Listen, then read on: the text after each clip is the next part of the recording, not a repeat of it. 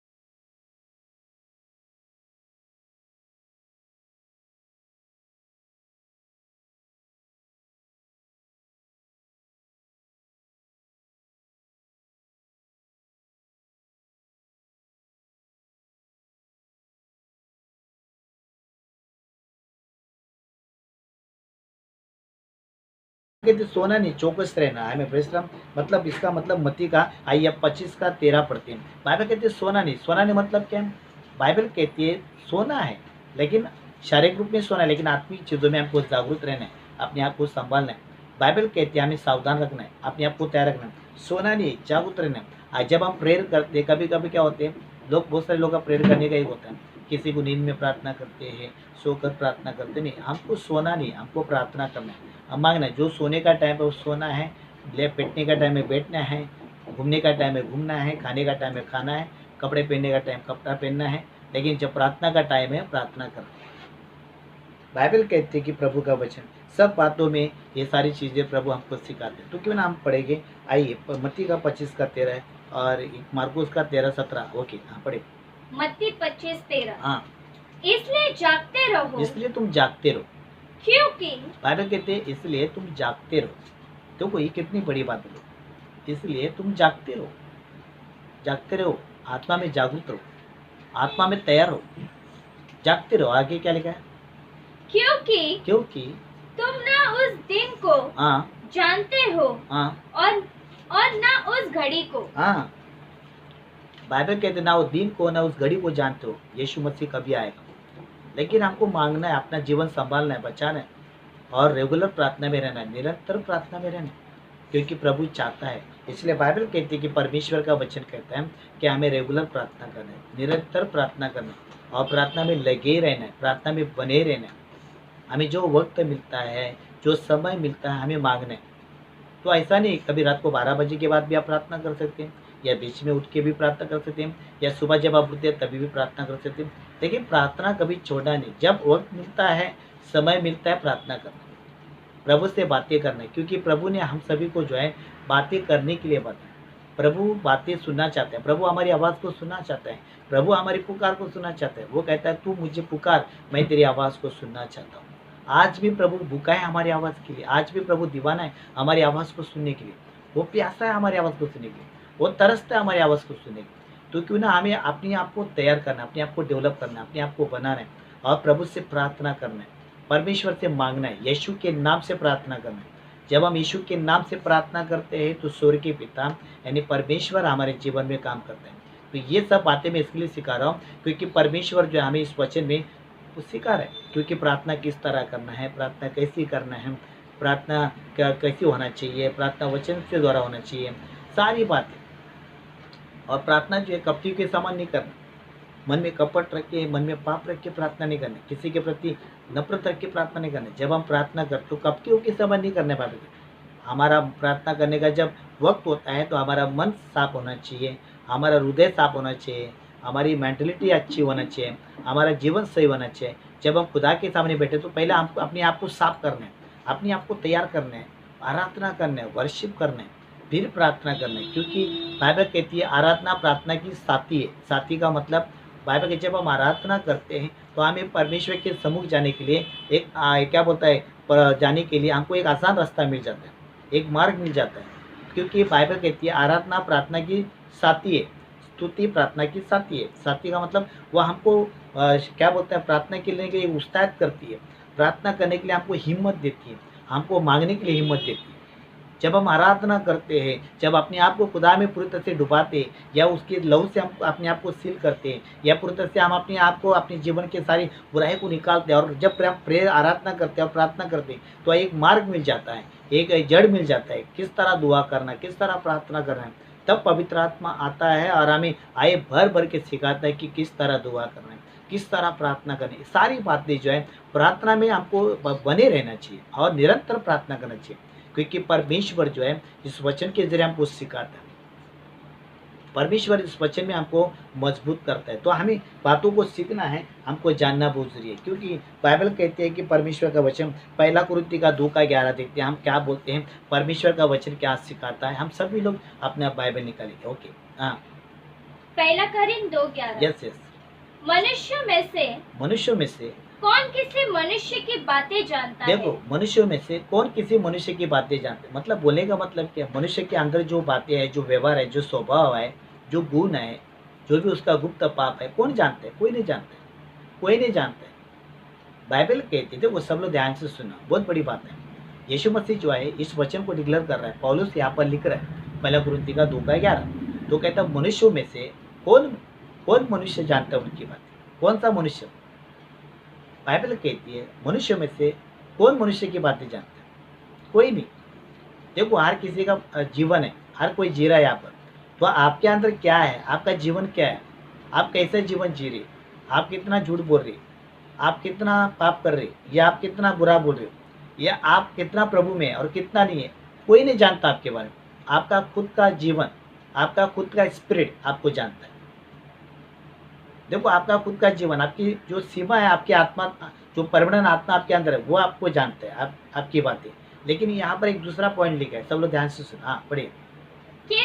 केवल मनुष्य की आत्मा देखो मनुष्य की आत्मा मनुष्य की बातें जानता है। मतलब मेरे अंदर जो मेरे स्पिरिट है, मेरे अंदर जो आत्मा है, वो मेरे अंदर की बातें है, मेरे अंदर का जो स्वभाव है, मेरे अंदर की जो चीज़ है, कोई नहीं जानता है, कोई नहीं जानता है। केवल मेरे अंदर का आत्मा, स्पिरिट, मेरा स्पिरिट जानता है, मेरा आत्मा जानता है कि मैं क्या हूँ, मैं कैसा हूँ, मेरा जीवन कैसा है, मैं झूठ बोल रहा हूँ कि नहीं बोल रहा हूँ, मैं लबड़ी कर रहा हूँ कि नहीं कर रहा हूँ, मैं पाप कर रहा हूँ कि नहीं कर रहा हूँ, या मैं किसको फंसा रहा हूँ कि नहीं फंसा रहा हूँ, कोई नहीं जानता है। यहाँ तक कि मेरी पत्नी भी नहीं जानती है, मेरे बच्चे भी नहीं जानते, कोई भी मुझे नहीं जानता है। जब कोई किसी चोर को अगर कोई पुलिस वाला पकड़ता है, तो जब उसको पता चला कि ये चोर है ना, ये चोर है, और उसको पता चला, तो उसके बातों को सुनने के लिए उसको रिमांड में लिया जाता है, या उसको बातों को खोलने के लिए बहुत सारा उनके ऊपर अत्याचार किया जाता है, या उनको मार, क्योंकि उनकी बातें जो है कोई नहीं जानते, पुलिस वाले भी नहीं जानते उसने क्या किया, उसका गुनाह किया, किसका बुरा किया, कोई नहीं जानता। तो ऐसे बातें बोल रहे हैं। तो फिर उस चोर के मुंह से जब तक सच नहीं निकलता है, तब तक उसको मारते रहते, जब तक उसको पीटते रहते, वो चिल्लाते रहते, वो चिल्लाते रहता है। क्यों? क्योंकि उसके मुंह से सच नहीं आ रहा है, क्योंकि उसको रिमांड में लिया गया, क्योंकि उसके अंदर की बातें किसी को भी नहीं पता है, केवल उसकी आत्मा को पता है, उसके अंदर की बातें उसकी आत्मा को। जब वो बाहर आएगा बताएगा, तो बोलेगा हाँ हाँ मैंने चोरी की, हाँ मैंने ऐसा किया, तब वो, क्योंकि पुलिस ने पकड़ा है, लेकिन उसके गुनहगार कोई नहीं है। जब वो खुद बताता है, जब उसको रिमांड में लेकर उसके ऊपर अत्याचार किया जाता है, उसको मारते हैं, बहुत उसके ऊपर क्या बोलते हैं, दुख देते हैं, उसको तकलीफ देते हैं, तब वो बातें सच बोलते हैं, क्योंकि अभी उसको सही नहीं हो रहा है। वो बोल देता है, वो देता है, अरे मैंने किया, मैंने ऐसा बोला, मैंने वो किया है, रिमांड में लेना। तो मनुष्य की बातें मनुष्य में से कौन जानता है? केवल उसकी आत्मा, केवल उसकी आत्मा। आपके अंदर की बातें कोई नहीं जानता है, आपके अंदर का स्वभाव कोई नहीं जानता है, आपके अंदर के गुप्त पाप को कोई नहीं जानता है, कोई भी नहीं जानता है। कितना भी बड़ा प्रेमी होने दो आपका, कितना भी बड़ा साथी होने दो, कितना बड़ा मित्र होने दो, कोई नहीं जानता। जब तक आप नहीं बोलोगे, जब तक आप नहीं बताओगे, तब तक उसको मालूम नहीं पड़ेगा कि आप क्या चीज़ है, आप क्या चीज़ है, आपका जीवन कैसा है, आपका स्वभाव कैसा है। एक तो कोई ऊपर से पहचानता है, कोई बातों से पहचानता है, कोई आंखों से पहचानता है, कोई महसूस करता है, किसी को अनुभव मिला तो मालूम पड़ता है ऐसा है। लेकिन उसके अंदर की बातें जब वो खुद बोलता है, तब वो प्रैक्टिकल होता है, पॉजिटिव होता है कि ये सही, ये सच बोल रहा है। तो ऐसी चीज़ होती है। तो बाइबल कहती है कि परमेश्वर का होता है। दूसरा देखो क्या पॉइंट लिखा, ओके हाँ, वैसे ही परमेश्वर की बातें। देखो यहाँ पर दूसरा पॉइंट ऐसा लिखा है, बाइबल कहती है परमेश्वर की बातें। यहाँ पर कितना बड़ा पंच मारा हमें, परमेश्वर की बातें, परमेश्वर की खजाने की बातें, परमेश्वर की स्वर की बातें, परमेश्वर की ओर से बातें, परमेश्वर की आने वाली बातें, भविष्यवाणी की बातें, अगुवाई की बातें, परमेश्वर की ओर से आने वाली पवित्र आत्मा की बातें, या सच्चाई की बातें, या परमेश्वर क्या करने वाला है, क्या देने वाला है, कौन जानता है, या परमेश्वर किसके जीवन में काम करने वाला है, किसको अभिषेक करने वाला है, किसको लीडर्स बनाने वाला है, कैसे मिनिस्ट्री करने वाला है, कौन कौन। बाइबल कहती है ये सारी बातें हमारे जो जीवन की, वो परमेश्वर के हाथ में, पवित्र आत्मा के बिना कोई नहीं जानता। परमेश्वर की, वैसे ही परमेश्वर की बातें, देखो क्या लिखा है, भी कोई नहीं जानता। परमेश्वर की बातें कोई नहीं जानता है, कोई नहीं जानता, कितना भी बड़ा आदमी रहे कोई नहीं जानता है परमेश्वर क्या है, परमेश्वर कैसा है, और परमेश्वर क्या करने वाला है, परमेश्वर आगे कौन सी समस्या लाने वाला है, कौन सा भूकंप लाने वाला है, कौन सा दुष्काल लाने वाला है, कौन सा अंतिम समय आने वाला है, क्या दुनिया में होने वाला है, कौन मरने वाला है, कौन जाने वाला है, और कोई आने वाला है, कोई नहीं जानता है। यह अचानक हो जाता है, ये सडनली हो जाता है। तो सब बोलता है ऐसा कैसा हो गया, हमने सोचा भी नहीं था, हमको मालूम नहीं था ऐसा होने वाला है, क्योंकि परमेश्वर की बातें कोई नहीं जानता, परमेश्वर का राज कोई नहीं जानता। परमेश्वर की बातें कोई नहीं जानता है, परमेश्वर का राज कोई नहीं जानता है, कब क्या होगा और क्या नहीं होगा कोई नहीं जानता है, ऐसा बोल रहा है। बाइबल कहते हैं केवल होली स्पिरिट, केवल पवित्र आत्मा। देखो आज इंसान अच्छा खासा है, किसी का मृत्यु के लिए बातें रखी है, आज ये मरने वाला है, तो कौन किसी को पता है, जब उसको मालूम पड़ेगा वो मरने के लिए जाएगा किधर, वो गपचुप चुपचाप घर पे बैठेगा। उसको पता चला कि मैं आज मरने वाला, तो कौन बाहर बाहर जाएगा, रास्ते में मरने से अच्छा घर पे ही पड़ के मरो। तो सोचिए आप लोग, तो परमेश्वर ने हर किसी के लिए नियुक्त किया है, हर किसी के लिए रचा गया, हर किसी के लिए बनाया गया। सफलता हो या श्राप हो, हर चीज परमेश्वर ने बनाया, लेकिन परमेश्वर की कोई भी बातें कोई नहीं जानता। केवल देखो दूसरा पढ़ने के लिए क्या है, केवल पवित्र आत्मा, केवल पवित्र आत्मा, केवल परमेश्वर का आत्मा, पवित्र आत्मा। तो हमें जब बाइबल कहते हैं, अगर हम सभी को, अगर मैं आपको बताना चाहता हूँ, अगर आप कुछ परमेश्वर से पाना चाहते हो या कुछ लेना चाहते हो या हासिल करना चाहते हो, तो आपको ये बातें पता होनी चाहिए, आत्मा में प्रार्थना करें। जब आप आत्मा में प्रार्थना करोगे, आत्मा में होकर प्रार्थना करोगे, तो परमेश्वर जो हमारे जीवन में करने वाला है वो पवित्र आत्मा करेगा। क्यों पवित्र आत्मा करेगा? क्योंकि परमेश्वर की बातें कोई नहीं जानता, केवल पवित्र आत्मा। देखो वापस पढ़ेगी, सब लोग ध्यान से सुनो। हाँ मनुष्य में से हाँ कौन किसी मनुष्य की बातें हाँ, जानता कौन है? किसी मनुष्य की बातें जानता है, जानता है? कोई नहीं जानता। हाँ, केवल केवल मनुष्य की आत्मा मनुष्य की आत्मा, उनके अंदर आत्मा जो स्पिरिट है वही जानता है। जो उसमें है, हाँ, वैसे ही परमेश्वर की बातें भी कोई नहीं जानता। परमेश्वर की बातें कोई नहीं जानता, केवल परमेश्वर का आत्मा। देखो केवल परमेश्वर का पवित्र आत्मा। अभी आपको क्या चाहिए, आपको क्या नहीं चाहिए, आप परमेश्वर से क्या पाना चाहते हो, क्या लेना चाहते हो, तो केवल परमेश्वर का आत्मा जानता है। तो अगर आप आत्मा में होकर, लवलीन होकर प्रार्थना करोगे, आए भर कर प्रार्थना करोगे, जो परमेश्वर आपके लिए करना चाहते हो वो पवित्र आत्मा आपके लिए लाके रखेगा। तो आप अगर आत्मा में प्रार्थना नहीं करोगे, आप लवलीन होकर प्रार्थना नहीं करोगे, आए भर कर प्रार्थना नहीं करोगे, तो परमेश्वर का आत्मा आपके जीवन में चमत्कार कैसा करेगा, कार्य कैसा करेगा? क्योंकि परमेश्वर का राज का खजाना किसी के हाथ में है, वह है पवित्र आत्मा। परमेश्वर के राज का खजाना केवल पवित्र आत्मा के हाथ में। कब क्या होगा, कौन से समय में क्या होगा और क्या मिलेगा और क्या नहीं मिलेगा, ये कोई नहीं जानता, केवल पवित्र आत्मा। आपके लिए क्या रखा है और क्या नहीं रखा है वो कोई नहीं जानता, केवल पवित्र आत्मा। कौन से घड़ी में क्या होने वाला और क्या नहीं होना है, केवल पवित्र आत्मा, केवल पवित्र आत्मा। आपको कौन से घड़ी में बच्चा होगा या नहीं होगा, बच्चा परमेश्वर देगा नहीं देगा।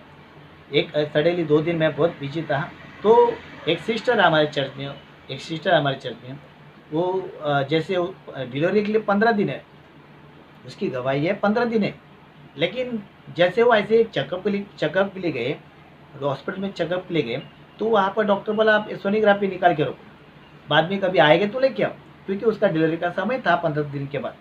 तो उन्होंने बोला चलो अभी इधर आया तो बाजू में है तो हम लोग निकालेंगे।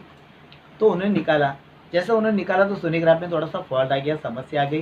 तो उन्होंने बोला डॉक्टर देखो हमने निकाल दिया, अभी आप देखो आपको बहुत लग रहा है। तो डॉक्टर बोला अरे बच्चे के लिए बहुत प्रॉब्लम है, बहुत समस्या है, तुम्हारा बच्चा थोड़ा कमज़ोर में है ऐसे। तो तब ये बातें जब 2 दिन में जो है हम लोग प्रेयर में थे उस बच्चे के लिए, तो परमेश्वर ने कल जो है शाम को परमेश्वर ने उस बच्चे को दुनिया में लाया, लेकिन ऑर्बिट किया परसों, लेकिन लाया दुनिया में। लेकिन वक्त जो होता है, मेरे पत्नी से मैंने बोला परमेश्वर समय समय में काम करता है, कभी भी लाइफ में याद रखना, समय समय में काम करता है। हमारी सोच में और खुदा की सोच में ज़मीन आसमान का फर्क। हम बोलेंगे अभी क्या भी होना चाहिए, अभी क्या भी होना चाहिए, अभी क्या भी मिलना चाहिए। परमेश्वर बोलता नहीं, तुम्हारे और हमारे बीच में कोई तो परमेश्वर ने सीमा रखी है, जल्दी कभी होता नहीं। कभी कभी मैं भी बहुत प्रार्थना करता हूँ, कभी मिलता है तो बुरा लगता है, अरे परमेश्वर ने किया नहीं, हार्ड हो जाता है, समस्या आ जाती है, अरे परमेश्वर। कभी कभी अचानक चमत्कार हो जाता है, बुरा अच्छा लगता है, परमेश्वर है, ऐसा होता है, दिलासा मिल जाता है। तो बोलने का मतलब क्या है, तो बोलने का मतलब क्या, परमेश्वर करता है। देखो कभी कभी एक बात बता, जो ऑनलाइन में बोल देता हूँ एक बात है, सबसे बड़ी बात परमेश्वर बहुत सारी, जो कभी कभी हम लोग रूम के लिए प्रार्थना करते, तो कभी कभी नहीं होता है, तो हम लोग बोलते हैं अरे मिला नहीं। तो लेकिन जब प्रभु देता है ना तो अपने समय पे देता है। जब प्रभु अपने समय पे देता है ना, अपनी इच्छा से देता है ना, वो सबसे बड़ी क्या बोलते हैं स्पेशल चीज़ होती है, बहुत स्पेशल। पर हम क्या परमेश्वर जब करता है ना तो हमको हम खुश नहीं होते। जब हमारी इच्छा से करता है तो हम खुश होते हैं, ऐसे भी बातें बोलती है। लेकिन परमेश्वर जब अपने वक्त के द्वारा करता है ना तो हमको अच्छा नहीं लगता है, हम सर्टिफाइड नहीं होते, हम खुशी नहीं होते। क्यों? क्योंकि परमेश्वर ने अपने समय में किया। लेकिन जब हम अपनी इच्छा से जब होता ना तो हम सर्टिफाइड होते हैं, खुश हो जाते हैं, अरे मैंने प्रार्थना की और अभी मिला। लेकिन परमेश्वर ने वही वक्त वही वो जो कार्य है कभी लेट किया ना, अरे अभी क्या है करने का, जब मांगा था तब नहीं मिला, अभी क्या करने का। अभी कैसा बोलूँ, कैसा बोलूँ, अभी समझो कैसा बोलूँ, मैंने मेरे बेटे के लिए प्रार्थना किया, मुझे परमेश्वर एक बेटा चाहिए। मैंने प्रार्थना किया और मेरी पत्नी या मैं, हम दोनों रेगुलर प्रार्थना करते हैं, परमेश्वर है ना। और मेरी बेटी जो है 15 साल की हो गई, बोला अभी क्या प्रार्थना करेगा। 15 साल के बाद जो है सॉरी 14 साल के बाद जो है मैं बोला अभी मेरी बेटी इतनी बड़ी होगी, अभी क्या मुझे अच्छा कैसा है ना, कैसा ये सारी बातें तो एक मनुष्य के नाते में सोचनी पड़ती है ना। 14 15 साल के बाद लड़का कैसा मिलेगा। लेकिन मेरा एक विश्वास था, मेरा एक भरोसा था, परमेश्वर मुझे देगा, क्योंकि प्रभु ने मुझे ये चीज़ें बताई थी और मैंने अपनी पत्नी से शेयर की थी कि मेरा प्रभु मुझे देगा, मेरा प्रभु करेगा। ये बातें मुझे मालूम था, मेरे अंदर थी वो बातें। क्योंकि जब कोई चमत्कार नहीं होता है तो मुझे मालूम है आज ना कल मिलेगा और आज ना कल होगा, क्योंकि मेरा विश्वास है उस चीज़ की। और बाद में पता चला कि 13-14 साल के बाद मुझे परमेश्वर ने जो है मेरी बेटी की उम्र की 14 उम्र में मुझे लड़का दिया। और जब मुझे लड़का दिया तो मैं बोला अरे वो दिन मिलता था अच्छा था जिस दिन मांग रहा था, लेकिन अभी मिला। तो अभी क्योंकि अभी मैं मेरी बेटी को इतना बड़ा कर दिया और अभी इसको बड़ा करने के लिए मुझे थोड़ा तकलीफ हो जाएगा ना, क्योंकि उम्र के असर थोड़ा आगे पीछे होता है। तो मैं बोला ये क्या है, परमेश्वर बोलता है मैं जो अपने समय पे करता हूँ, मैं जब देता हूँ तो मैं बहुत आशीष करता हूँ। तो बोलने का मतलब कभी कभी बहुत सारे लोगों की प्रार्थना बैलेंस होती है, बहुत सारे लोगों की प्रार्थना बैलेंस है, बहुत सारे लोगों के पेपर जो है परमेश्वर के सम्मुख पड़े हुए तो पास नहीं किए, सिग्नेचर नहीं किया। परमेश्वर ने बोला ऐसे पढ़ रहे, जब परमेश्वर पास करेगा, सिग्नेचर करेगा है ना, उसको अलॉट करेगा, वो दे देगा, वो दे देगा आपको। तो बाइबल कहती है कभी कभी क्या होता है ना, तो बहुत सारी चीज़ें होती है तो हम लोग निराश हो जाते हैं, अरे जानते हो क्या प्रार्थना करने का मिलता तो नहीं है, बहुत समस्या उत्पन्न होती है। प्रभु क्या बोलता है पहला में क्या बोलता है, मेरी इच्छा से प्रार्थना। देखो मेरी इच्छा से, हमारी इच्छा से प्रार्थना नहीं करनी। देखो क्या लिखा है, वचन पड़ेगा। ओके सब लोग ध्यान से सुनना, बहुत बड़ी बात है, परमेश्वर आपको आशीष करे। ओके आइए तो पहला यौन का 5:14, देखो कितनी बड़ी बात बोला। वहां पर ऐसा लिखा है प्रभु की इच्छा से प्रार्थना करो। हम लोग कैसे ना, हम लोग ऐसे लोग हैं ना, हम अपनी इच्छा के पीछे पड़े, अपनी इच्छा से मांगते हैं। प्रभु मेरी इच्छा है, प्रभु मेरी इच्छा, मेरी जीवन मैं चाहता हूँ, मेरे को मिलना चाहिए। तो परमेश्वर बोलता है तू मेरी इच्छा के लिए जीवन जी रहा है कि तेरी इच्छा के लिए जीवन। जब खुदा ने अपनी इच्छा से जिंदगी दिया है तो उसकी इच्छा से मांगो ना। क्यों अपनी इच्छा को लेकर प्रभु के साथ झगड़ रहे हो, क्यों अपनी इच्छा को लेकर प्रभु से लड़ाई कर रहे हो, क्यों अपनी इच्छा को लेकर प्रभु को दोष लगा रहे हो, क्यों अपनी इच्छा को लेकर प्रभु से भेद भाव कर रहे हो, क्यों झगड़ा कर रहे हो, क्यों समस्या उत्पन्न कर रहे हो। प्रभु तेरी जब इच्छा है तब तू देना, तेरी इच्छा के अनुसार जब मिलेगा ना तो तू हमको संभालेगा, तो हमें चलाएगा, तो हमें आशीष करेगा। लेकिन हम अपनी इच्छा से मांगते ना और मिल जाता है ना तो वहाँ पर बहुत धक्का मुक्की हो जाती है, बहुत सारे प्रॉब्लम्स तैयार हो जाते हैं। ये बोलते हैं क्या परमेश्वर मैंने प्रार्थना है, परमेश्वर होता है मैंने तेरी इच्छा से दिया। बाइबल कहते हैं ना, याकूब के पत्र में लिखा है कि तुम झगड़ते हो, तुम लड़ते हो, आप है ना, तुम मांगते हो, लालसा करते हो, अपनी इच्छा से मांगते हो, इसलिए मैं तुम्हें देता नहीं हूँ। तो परमेश्वर जब देता है ये कहाँ से आया। देखो एक बार पढ़ेगी। ओके पहला यूहन्ना का 5:14, देखो हाँ पढ़ेगी। ओके सब लोग ध्यान से सुना। पहला यूहन्ना 5:14। यस सब लोग ध्यान से। ओके और हमने उसके सामने जो हियाव होता है, जो युवा होता है, जो धैर्य होता है, जो हिम्मत होती है, वो ये है कि यदि हम, देखो कितनी बड़ी बात बोले, ये है कि यदि हम उसकी उसकी अनुसार इच्छा से जब हम प्रार्थना करते हैं, कुछ मांगते हैं, उसकी यीशु मसीह की इच्छा से जब हम कुछ मांगते हैं तो वह हमारी सुनता है। देखो वो हमारी सुनता है। क्या यहाँ पर कोई गलत बात नहीं बोले, वो सुनता है।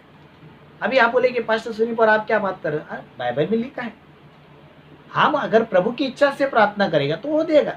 लेकिन अगर तुम उसके विरुद्ध प्रार्थना करेगा, उसकी इच्छा के विरुद्ध प्रार्थना करेगा, तो हमको थोड़ा सा सैक्रिफाइस करना पड़ेगा, थोड़ा सा क्या बोलते हैं धक्का मुक्की खाना पड़ेगा, थोड़ा सा हमें जो है क्या बोलता है हमको उसमें सहन करना पड़ेगा। जब आप उसकी इच्छा से प्रार्थना करोगे ना, वो पक्का करेगा, वो पक्का करेगा। अभी बर्तिमाई की आंखें गई थी, बोला ए नासरत के यीशु, पूरे गांव के नाम लेकर पुकार रहा उसको। यीशु आगे आगे बढ़ रहा, आगे आगे बढ़ रहा, वो उसके पीछे पीछे, प्रभु यीशु, प्रभु यीशु। प्रभु बोलता है क्या हुआ बोल, गुस्से से बोलते, क्योंकि गुस्सा है, चिल्ला चिल्ला के पीछे भाग रहा है।